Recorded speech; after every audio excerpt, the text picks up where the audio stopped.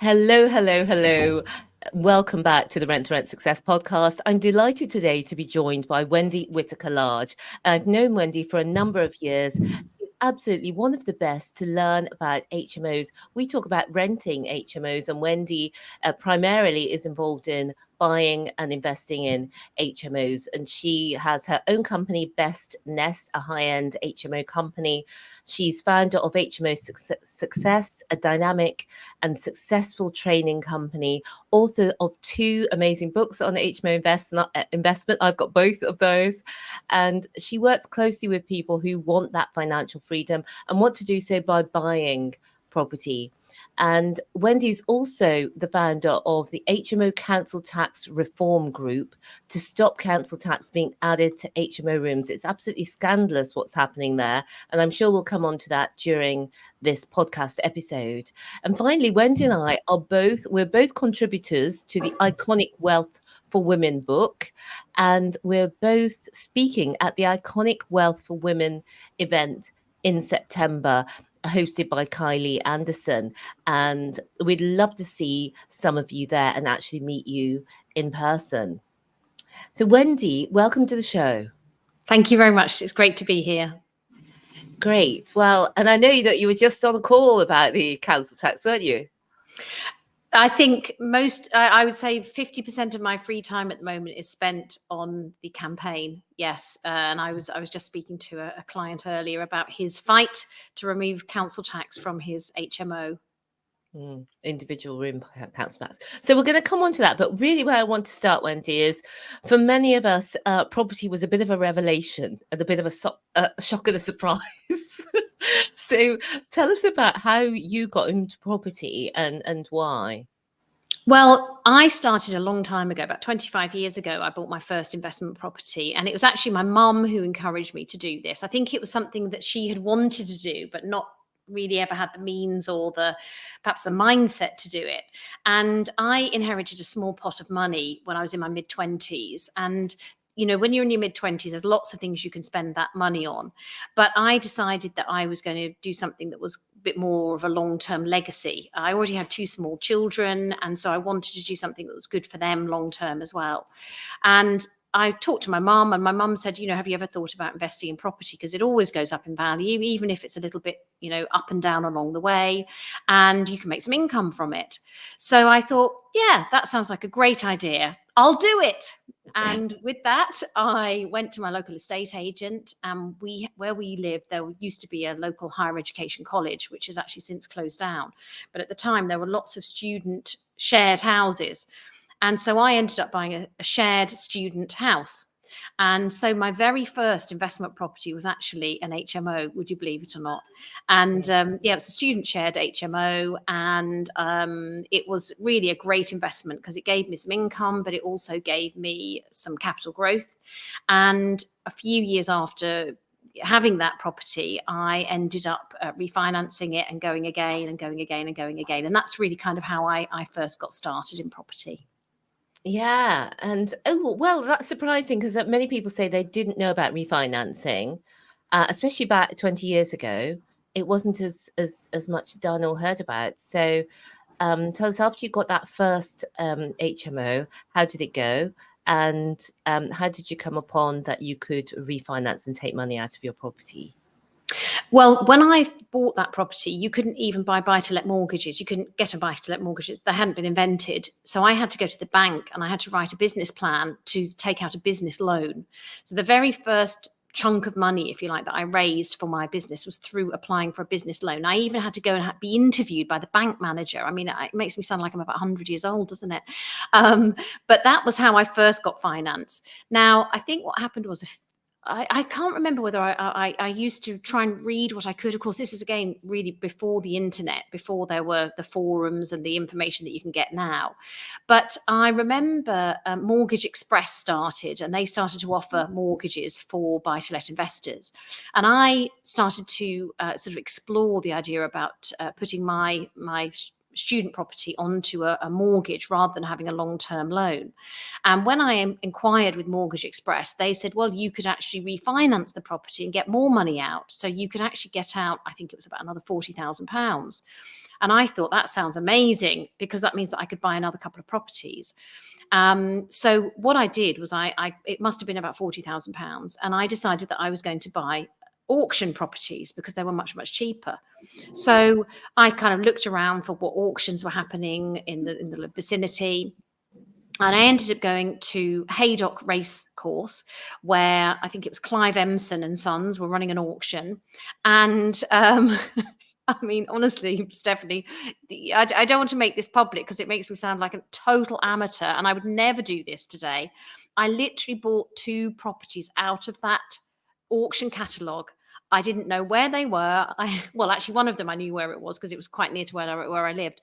One of them I had no idea where it was. I just knew it was near Chester. And I bought 2 properties. I hadn't viewed them. I had done no due diligence whatsoever. I knew nothing about these properties, and I just literally went, that looks like a good one. So the first one was £11,500. I bought a 2-bed property in Crewe for £11,500, which is now worth about £90,000. And the second property was a 2-bed property in Blacon, which is near Chester, and that was about £30,000. And we actually turned that into a flip. We did it up and we sold it on. And it was the most crazy. When you're in your 20s, you just do these things, don't you? And I just did them because I thought, I've got nothing to lose. It's only £40,000. Who cares? But that was my mindset back then. It was very naive and probably very, very risky. But that was truly what happened. So I think I heard about the refinance really through the mortgage company, because they were becoming more aggressive. I don't mean that in a bad way, but I mean they were getting better at marketing their products. They were getting, because this was the early 2000s. So it must have been about 2001, I suppose. And they were starting to, sell these products to the marketplace because they knew that there was going to be a demand for them for buy-to-let mortgages.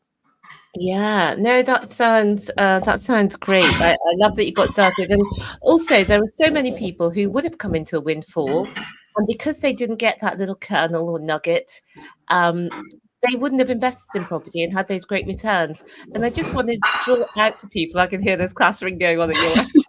Sorry, that's Andy making his lunch. No, and probably making yours as well, sir. I hope so. You better. That's one of the upsides of partnerships. You get your lunch made. Yeah, so I just wanted to point out, within 20 years, what would have felt like a lot at the time, £11,000 the property was worth, and now it's worth 9 times as much in over that period. So and actually, if that property had been in London, it probably would be worth £300,000. It would have gone up massively in that time. We haven't had huge amounts of capital growth here in the Northwest. It's been reasonable, it's been okay, but it hasn't been anything, as good as you would have seen in the southeast. But of course, property for me has the capital growth is great, but I've always invested for cash flow. That's been my main concern, is how much am I making on that property every month? And one thing I do think we get up here in the Northwest is really good yields. Yeah. And so that was a 2-bed, wasn't it? So that wasn't an HMO. No, that wasn't an HMO. Okay, so that's just been a single let. But your very first property was an HMO. So tell us about how you went from there. You'd bought a few single lets to actually growing this HMO business. What happened was I was working full time, and I had 4 boys by this stage. So we're talking sort of early 2012. And I had a small portfolio of properties which were doing quite well, but not really anything particularly exciting. And certainly I wasn't earning enough to give up my job. And I was becoming more and more disillusioned with my job, the demands that were made on me, the lack of freedom I had, and the work required, I suppose, to get to the next rung and earn more money. And I discovered Rich Dad, Poor Dad, purely, again, by a bit of a fluke. One day I came home from work and there was a postcard sitting on my doormat saying, Rich Dad is going to be running an event locally, and would you like to attend? And then in tiny, tiny little letters at the bottom, Robert Kiyosaki will not be in person at this event. Um, just to clarify that, you know. And I thought, well, I've never even heard of Robert Kiyosaki. I mean, who is he? Who is this guy who claims to be Rich Dad? You know, I've never heard of him. So I looked him up and I found the book Rich Dad, Poor Dad. And I thought, well, I'll give this a shot, you know, see if it's any good. And I devoured it in the next 48 hours. And literally, I couldn't put this book down. And I realized what I was doing wrong. I realized that I had been investing for long-term capital growth. And up here, you know, don't bother because there's very little. And I hadn't been focusing enough on cash flow. And it was like a penny or a light bulb that went on, a penny that dropped, all those other mental analogies that you can make up, that said to me, right, this is the time to go back into your roots, HMOs. And by that stage, there had been a lot more legislation passed. There was a lot more clarity about, you know, the need to have a license if you were a big HMO. Again, that's changed even since then. And I knew a lot about HMOs already, but I think I had just kind of moved away from that strategy. And I came back to the strategy. And so in order to check whether this would work and would be a good strategy, I decided to invest in a property in Crewe. And again, interestingly, it was a 2-bed property, but I turned it into a 4-bed HMO just to see if it would work locally, because I wasn't convinced that the area was right, or that I'd get tenants, or that, you know, I'd make any money. I thought I've got to test this first. So I did this test. It was what my husband called a beta test, because he was from an IT background. So we did our beta HMO, and it worked really, really well. And within about 2 months, I then was looking for the next project. Great. Well, I think this is a great time to transition into investment, because first of all, you got a windfall to get started, you know, 20 years ago with property. But then we're talking 10, 11 years ago, you decided to do it a little bit more seriously and intensively. And so I think you've got an interesting story about how you got the investment to get started and grow the business. So yeah, what happened, Steph, was that I then found another property that I thought would make an excellent HMO, and decided that it was a large 3-bed semi, and I thought this would work really well as a 6-bed HMO. So I decided to bring in my builder, talk to him about the plans, draw up some plans, and start to look at how we would turn this into a 6-bed. And I had just about enough money to buy the property on a mortgage and then do the refurb. But while the refurb was happening, he called me one day and he said, "Wendy, I'd love you to come down. I need to show you something about this property." And I thought, oh no, what's he discovered? You know, is it some dreadful lead piping that needs to be removed, or, you know, there's something really expensive that's going to happen? This is not good news. And I was kind of dreading what he was going to show me. But when I arrived at the property, he had the ladder down or up to the loft, and he had the loft hatch open. And he said, "Come up, I want to show you this." And as I sort of tentatively made my way up the ladder, fearing a rat crawling over my head or a bat or something like that, he said, "No, I want to show you the space." And as I walked and I stood up in the loft space, he said, "You know, you could make this into a 7-bed HMO and it would be really, really good." And I thought, yes, we've got to do it. You know, we're not going to get this opportunity again. Now's the time to expand and if you like, grow the spec of this project and go into the loft. So I said to him, "Yep, do what you need to do, Andy." He was called Andy. Everybody in our business is called Andy. That's just your name if you work with me. So my builder was called Andy as well. And I said, "Go into the loft and, you know, tell me a price, work out the price, and then later on we'll have a phone call. And, you know, but I'd like you to start working on it." And then I got home and I sat down and I thought, there's just one problem. I can't afford to do the loft conversion because all my money is already committed. And I had about 2 nights where I really didn't sleep with worry, because I had committed to do this piece of work. And it was going to be about another 25 to 30,000 pounds worth of work. And I really didn't know where it was coming from, because we had utilized all our savings. I'd even cashed in a life insurance policy to do this. my husband was still working full time, so he was still sort of paying the bills, as it were, paying our mortgage, while I went off and did this sort of, again, probably what some people saw as another crazy stint from Wendy going off into her property world. But I just knew I could make it work. So I then started to realize that I'm going to have to raise funds from somebody else. And it was actually a friend of mine who ended up lending me the money. This is my first chunk of raising money, and I raised the money from her. I gave her a repayment deal on that loan.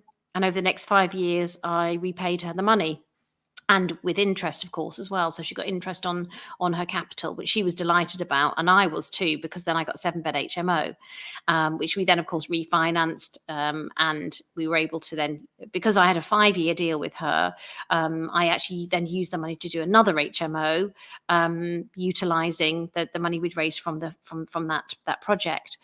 But as always happens in property, you run out of your own money. And it's what I say, it's when you run out of your own money that your learning really begins. And a bit like you, Stephanie, with rent to rent, you had to do rent to rent because you didn't have the money to buy, you didn't have the money to invest. And many people find that this is what happens to them, is that they think, oh, I can't do it because I haven't got the money.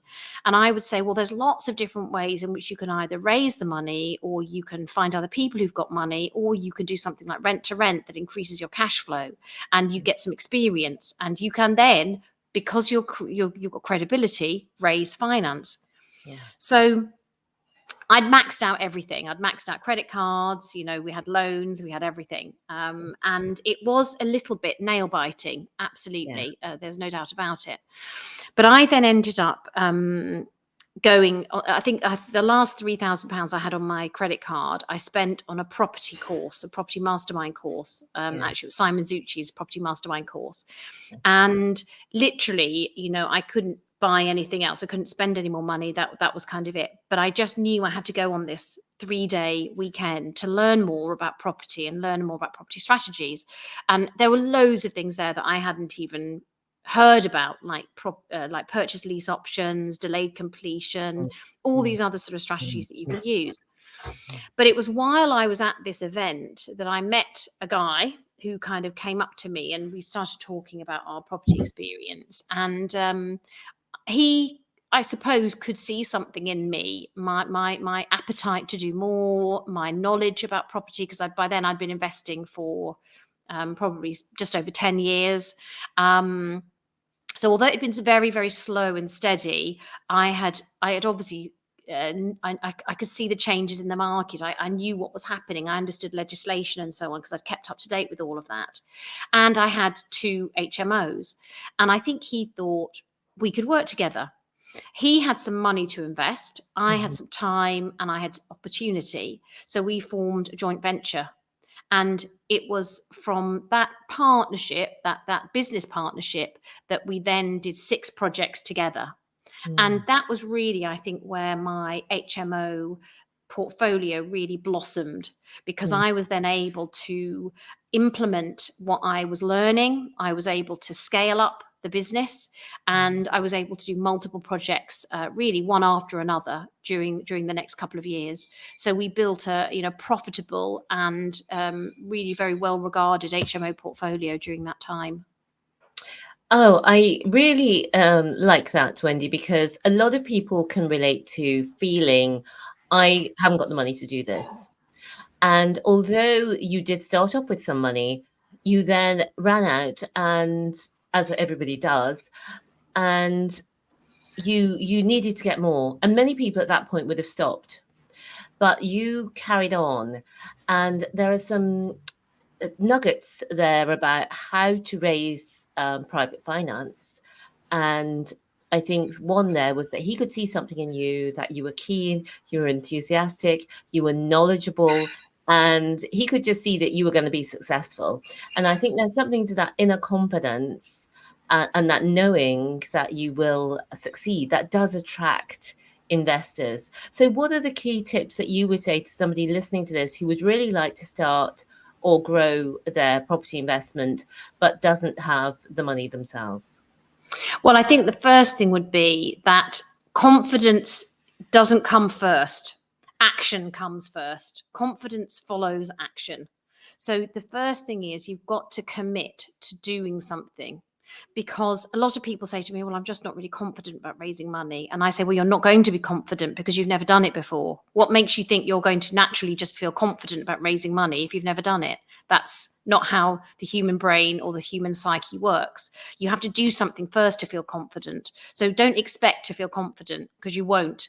But what you need to do is still take action about this. So one of the things I think is your network is really important when it comes to raising money, and also your profile. And I would dispute when people talk about not having any credibility, because sometimes people will say to me, well, I can't raise money because I haven't got any credibility. I've never done it before, or I haven't got the experience, or I haven't got any projects to show for it. And it was true. I did have some experience and I had some projects to show for it, which did help my credibility. And long term, that does help your credibility.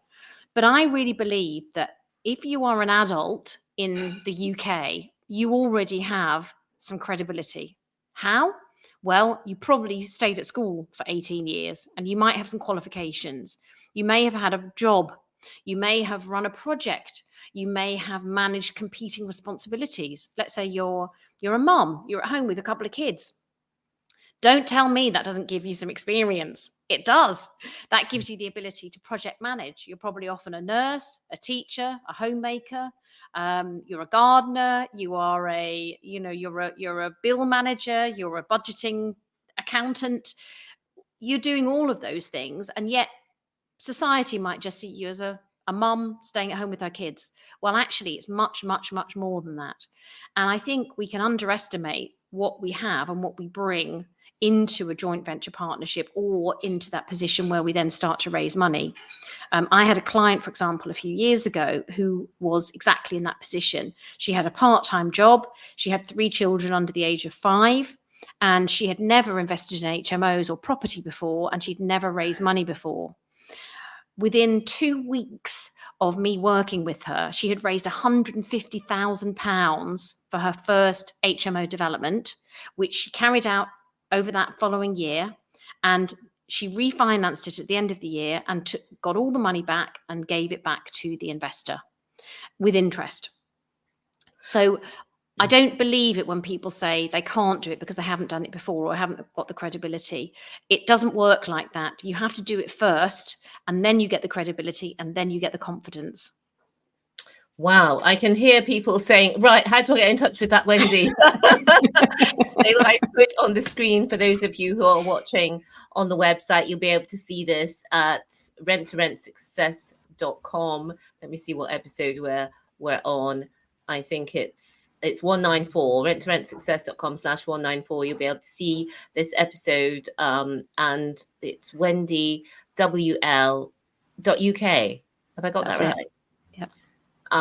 So if you want to get in touch with Wendy can teach you how to be successful with HMOs, buying them, but also, as you've just heard, how to raise finance.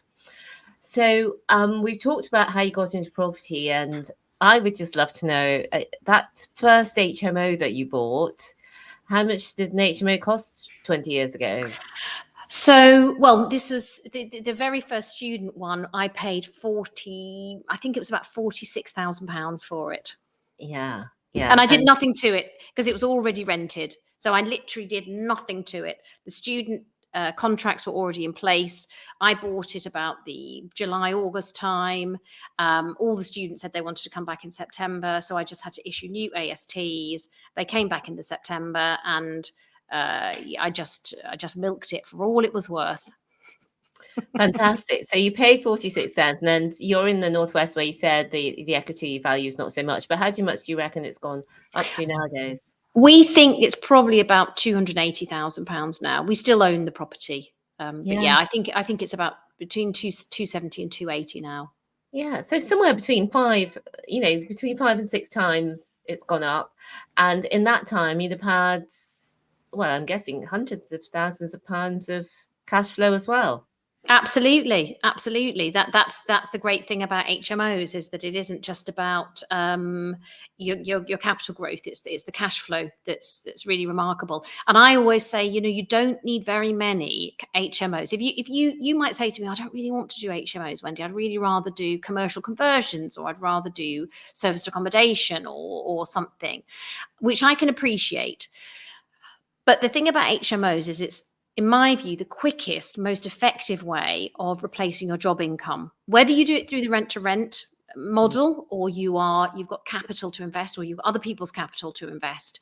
If you want to give up your job and free up your time, and let's face it, that is the resource none of us can make any more of. We can grow our income, we can make more money, the government can print more money. So money is not the resource that we lack. It's time, which is what we lack. And sometimes energy as well, particularly as you get older, let me tell you.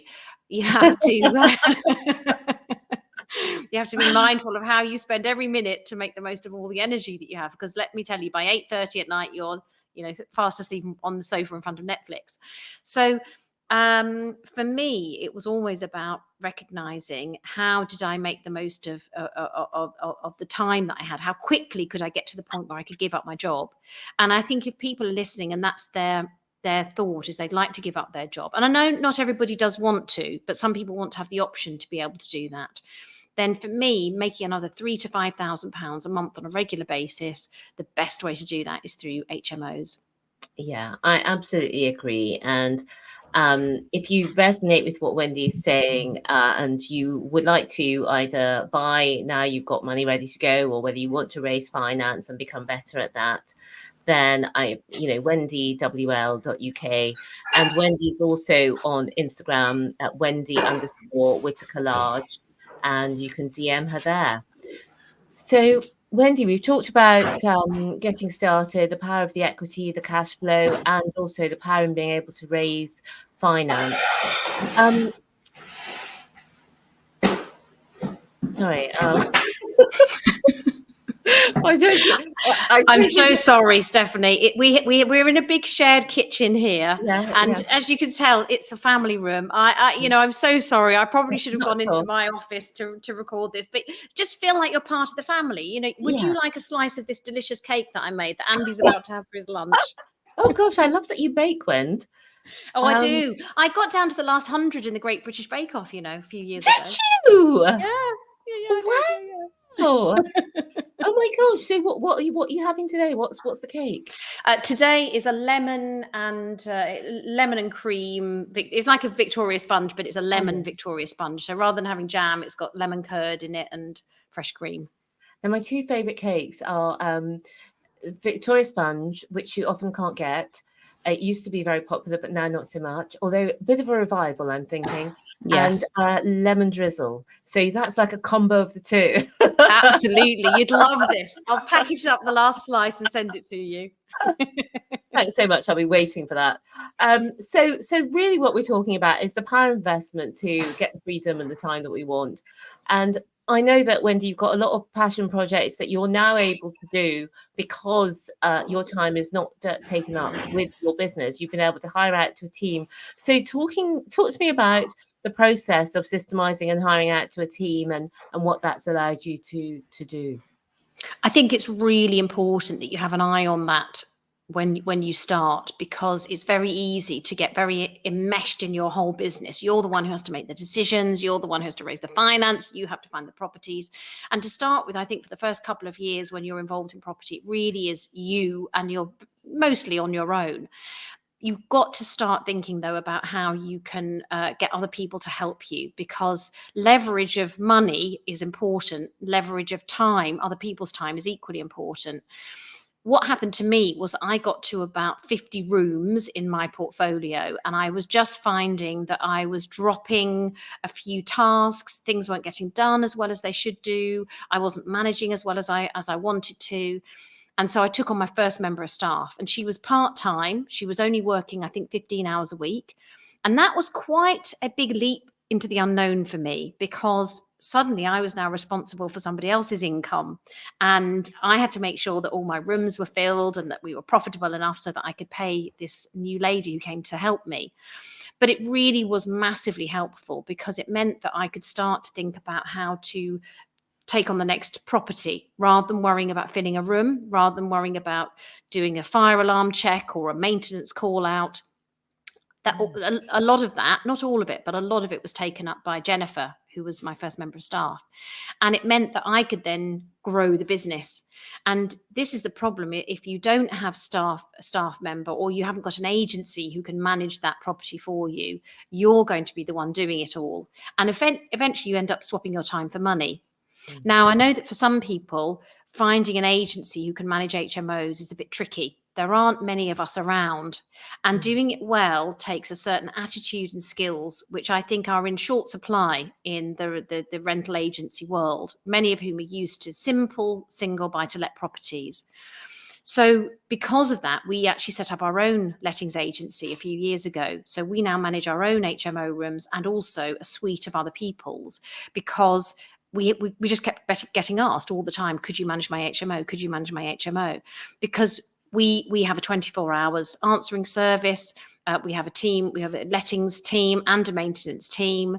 So we've structured the business in a way that we know it works because we ourselves own HMOs and we know what's needed to make it happen. And it's allowed us then to scale that and say to other people, we can offer this service to you as well, because we know this is what you need if you own HMOs. But it also manages our single buy-to-let portfolio, which has also grown over the years. And we have a couple of commercial properties as well. So the agency now effectively manages all our properties, which is great. And it means that I can be released from the day-to-day running to be able to look at new projects, to continue to raise investor finance, to continue to look at scaling the business. And are you still buying now? What's in the future for you, property-wise, Wendy? Yeah, so we're actually looking at a mixed-use commercial building at the moment in Stoke. Got a viewing tomorrow for that. This is my second viewing. I'm hoping to do a bit of a deal. We were trying to negotiate a lease option, but I don't think the buyer is keen on a lease option. So we've been talking to our mortgage broker about it. I think we might get it on bridging and then do a refurb and then go on to an exit strategy. But there's a few bits and pieces we've got to figure out about the building first, whether that would work. We're looking at a couple of other properties at the moment for my son, my third son, who doesn't own any property yet. My first two do, but my third son wants to get into property. So I'm actually viewing a couple of properties for him next week. These are just single buy-to-lets that he's getting started with. And we're actually thinking about launching an estate agency. So rather than just running lettings, we're thinking about getting into sales. We've got a new member of staff who came on board in June time, and she's got a background in sales, and we think she'd be very good in an estate agency role. So we're just we're exploring that as well at the moment, and we've got a sort of half-written business plan. But we think that sales could be a very lucrative and interesting string to the bow. Yes, and I was shocked to find a friend of mine went into sales, and she said you don't actually need very much to do it. But I'll be interested to hear, more offline. But yeah, and we're coming to the end, Wendy. There were so many more things I wanted to cover. I'll have to have part two, won't we? And I'll promise I'll do it in a slightly quieter location with less delicious smells of cake in the background. I know, I'm well, Jel. Again, with the now I was just thinking of like sandwiches, maybe, which I was I've got to say, and then that you're having cake. I'm yeah, my mouth is watering. But what is there anything I haven't asked you about, Wendy, that you'd like to say as we're closing today? Well, that's a wonderful invitation. Thank you, Stephanie. So the only thing I would like to add is about the council tax work that I've been doing, because this really is very important to me. As you may know, individual rooms are being banded for council tax. You may have been affected, or you might know somebody who's been affected. It hasn't affected lots and lots of HMOs yet, but it could do. I would say it's probably only maybe 5 to 10% of HMOs have been affected by this. But because of the fact that it's being so it's being applied so indiscriminately, you could be the next one who is affected. And I would really just like to say that there is help out there. Thank you, Stephanie. She's put our website on the bottom there, hmosandcounciltax.co.uk. So please do get in touch if this is an issue that's bothering you or you are worried about it. We give some initial advice and hand-holding if you decide that you want to go down the appeals route, and that we've got lots of information that we like to help people with. Our aim is to get this changed in legislation. So we want the law to recognise that an HMO is one property. It's not 5 or 6 separate rooms that should all have separate council tax applied. And we want to help tenants and landlords who are suffering in this situation. So this is something that I've really had the pleasure of being involved in. I started this group about 2 years ago. There was just a group of 3 of us when we started, but we've grown it now. We've got 2,000 members on our Facebook page. So again, look for us on Facebook as well. You can join our page, get some more information there. But it's something which I'm really passionate about, because I feel it's very unfair, and because I'm very passionate about HMOs. I think they do a lot for the housing economy, they do a lot for tenants, and they do a lot for landlords, and I want to preserve them and make them stronger in the future. So that's why I'm involved in that campaign. Absolutely, totally agree. And when I heard from you when we met up at the HMO Mastermind that was organised by Coho, I was absolutely appalled by what's happening, because I don't think many people realise the way that councils are bringing in these new rules indiscriminately and actually charging tenants for the council tax per room years after they've moved out of a property, which I hadn't realised was the case at all. Yes, absolutely. And it's, many of those tenants have left years ago. They had no idea that they were supposed to be paying it. It's been retrospectively applied. So there's lots of injustice going on. And as we know, many tenants who live in HMOs, they live there because it's the most affordable version of independent living that they can afford. And therefore, we as a country, I believe, should be supporting those people who are probably wishing to eventually get to earn more money. They might, in fact, some of my tenants have, funnily enough, become property investors themselves because of seeing what I've done. They've gone from tenants to landlords, which is a really, great leap to make. And I love it when I hear those kind of stories.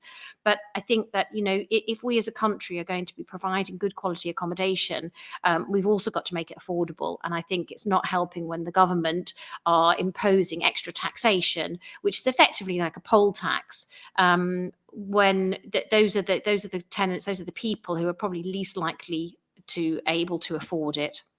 Yeah, and really, it is just a way for the local councils to earn extra money, because for each new dwelling, so if they class an HMO as one dwelling, they get paid one amount. If they class it as 6 dwellings, they get paid 6 amounts, and it can be quite substantial for the council, and that's why some of them are doing it.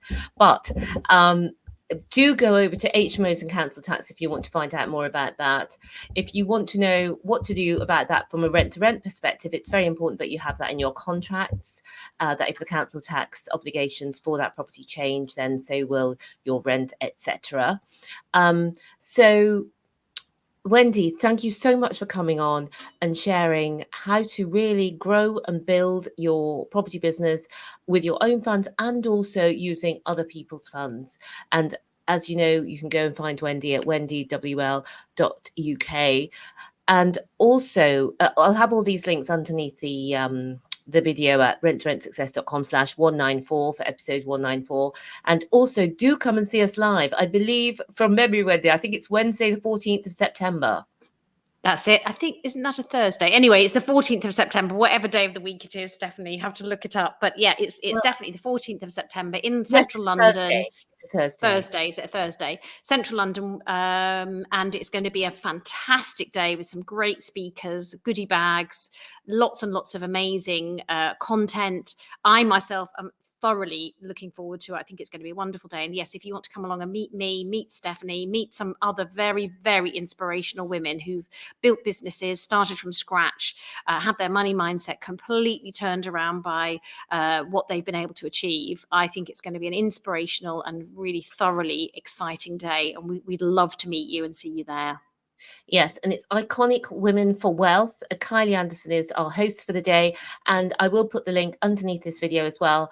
Do book, because I'm as excited by the speakers as I am about meeting everybody there and the networking, the connecting. Networking sounds so cold sometimes, but the connecting with people and with other women who are interested in wealth building. So thank you so much, Wendy, for joining us and sharing your wisdom today. And we'll see you on the 14th of September. Thank you, Stephanie. And bye for now. Remember, believe bigger, be bolder, be a game changer. See you next week.